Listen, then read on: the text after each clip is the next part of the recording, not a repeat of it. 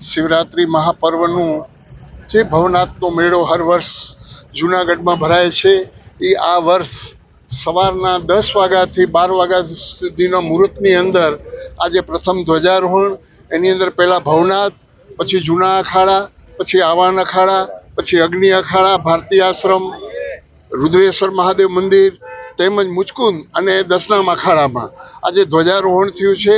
અને હરેક વ્યક્તિ જે આ મેળાની અંદર આવે છે એને હું એક વિનંતી કરું છું કે આપણે આ મેળો પ્લાસ્ટિક મુક્ત મેળો કરવાનો છે. તો હરેક વ્યક્તિને હું પ્રણામ કરી હાથ જોડીને કહું કે કોઈ પણ વ્યક્તિ આની અંદર પ્લાસ્ટિક ન લાવે અને તંત્રને અને સાધુ સમાજને બધાને સહકાર આપે એવી ભગવાન પિનાકપાની શિવ પાસે અમારી પ્રાર્થના. અસ્તુ. ઓમ નમો નારાયણ. જય હિન્દ. હાજી સર, આજે જૂનાગઢમાં ભવનાથ તળેટીમાં મહાશિવરાત્રિ મેળાનો પ્રારંભ થયો છે. આ મેળો 26મી ફેબ્રુઆરી સુધી ચાલશે.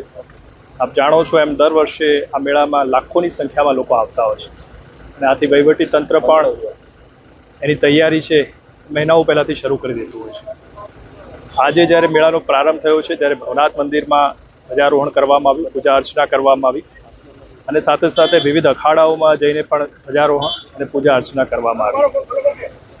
આ આખી જે વ્યવસ્થા છે એમાં વહીવટી તંત્રએ પાણીની વ્યવસ્થા હોય, સેનિટેશન હોય, સુરક્ષાની વ્યવસ્થા હોય, સ્વાસ્થ્યની સુવિધાઓ હોય, તમામ પ્રકારની સુવિધાઓ જે અત્રે ઉપસ્થિત કરી છે. આપના માધ્યમથી તમામ આવનાર ભાવિકોનું હું હાર્દિક સ્વાગત કરું છું, આવકારું છું.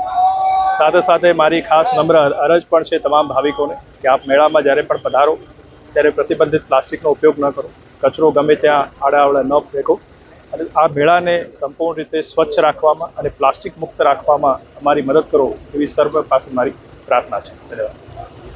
જો તમે અમને YouTube પર જોઈ રહ્યા હોય તો સબસ્ક્રાઇબ કરો અને બેલ આઇકોન જરૂરથી દબાવો જેથી દરેક વિડીયોની નોટિફિકેશન તમને મળતી રહેશે.